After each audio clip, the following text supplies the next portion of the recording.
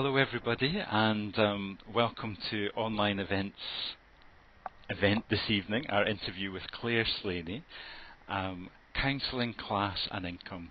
Welcome to tonight's event, Clare. Thank you, John. Thanks for the opportunity. Oh, it's lovely to have you here. And what we'll just do is, before we get started, say a little bit about the event, and then we'll begin with our interview. Sorry, I was just getting distracted by something in the chat room there. Okay, so hello to everybody located around the world, and it's great to have you with us tonight. Clare and I can see and hear each other, but we can't see and hear you. But we will be able to see if you say something in the chat room. So if you've got some comments, some questions, I know Clare and I would love to hear them. And we're both interested in having a really interactive discussion, so we're looking forward to that tonight. The online events team, as some of you who are viewing tonight, are located up in Scotland. Clare, maybe you could give us a sense of whereabouts you are located? Yes, I'm at the other end of the country, in London. Yes, so we're separated by a few hundred miles, I guess. But no problem when it comes to our technology. Although we seem to have lost the video for just a moment, but that's fine because the audio is still there. So if you're viewing and you do lose some video, hopefully the sound will continue. Clare, I guess I was going to ask you a little bit, before we get into the main meat of our interview, whether you could give us a sense of your journey into working as a counsellor. How would that be? Well, I trained as a nurse, did a bit of midwifery, and then I had my own daughter and was plunged into poverty for 18 years and still haven't really managed to pull myself out of it. And what I've found in counselling is that this is a subject that isn't often spoken about. In fact, most anti-discriminatory work isn't spoken about much, and so it became. I didn't hear myself in counselling, and so I thought, well, people like me do exist, and that's how I got here, I guess. Yes, so you've had a bit of a journey, I guess, in doing different kinds of work connected with people, and here you are in the counselling world in a particular kind of financial position, I guess, that has been fairly permanent for you for quite some time. And I think for a lot of people that is the case. Once you get into poverty for, I don't know, say a year, it's really difficult to get out of it. And that experience isn't really in the world that I have seen and heard in counselling. That isn't really very well understood.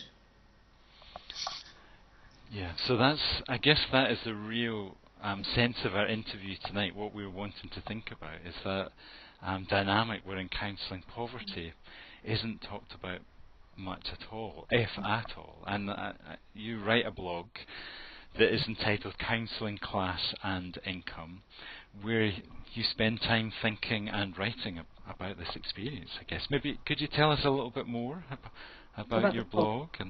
Yeah, it's my thoughts on this and that, but it's also a link up with news, because, as you know, the news is absolutely full of what is happening to people's income and what is happening around that whole area. So just today there was an extraordinary link about the way that people who are disabled, the way that they are being treated in society is changing. We've all been fed this thing that people on disability benefit are scroungers. And, there's an extraordinary story today about a man who parked in a disabled bay and was challenged. You're not disabled. Where's your... And, he had to shake his crutches at this person. That's the world we're in now. And so, of course, my blog is it's quite political, and I don't make any apologies for that. This is the world that we are in. But people are very welcome to disagree, of course. Yes, yes. So even right today in the news, there's been an experience of discrimination, and yeah, it brings us right up to what we want to think about. And I guess the discussion that we're having tonight feels like one that we don't often have in the counselling world, and a tentative one. So it sounds like you're up for a gentle exploration and some disagreement with what you might be saying. Yeah. Because for me, a monoculture is just dead. If there's no difference of opinion, if it's just one kind of person doing the same sort of thing, there's no discussion, there's no debate, nothing is learned, nothing changes, and it dies. My fear is that counselling has become very much like this. There's very little meaningful debate. We're allowed to have a letter published here and there, but nothing seems to really move the monolith of the BACP type of counselling. It worries me. Yeah, that's a really interesting place to start around a monoculture, and how do we open up some diversity.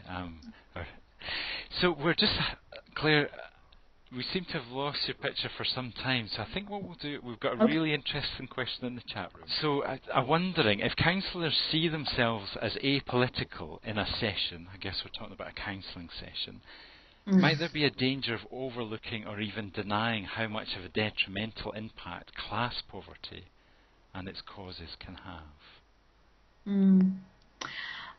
I wonder if a counsellor who saw themselves as apolitical is kidding themselves. Just as we bring our pasts with us into the room, we bring our opinions and the zeitgeist, our families, we bring everything with us into the room. And to say, I'm not political, I don't believe it. I don't believe that's possible. I'm not talking party politics here, but we are all political. We all have an opinion or a philosophy that informs the way that we are in the world. So we all have some kind of political sense or experience, and yeah. So as a therapist, saying that we're apolitical, we're without that, it's almost like saying, well, we don't have parents, we don't have a family background. Or sure. Yeah. We can't help but be affected by the news. We're brought up in a political environment. Our parents will have spoken, or carers, or whoever it is, will have spoken about general elections, and we can't avoid politics. Claire, just to let you know, we seem to have lost picture again, but sound is fine, so let's keep going and see what happens, if that's all right with you. Yeah, that's fine. And just an expression of real agreement with what you've just said in the chat room. Oh, thank God. Yeah, so it's nice to, yeah. Okay.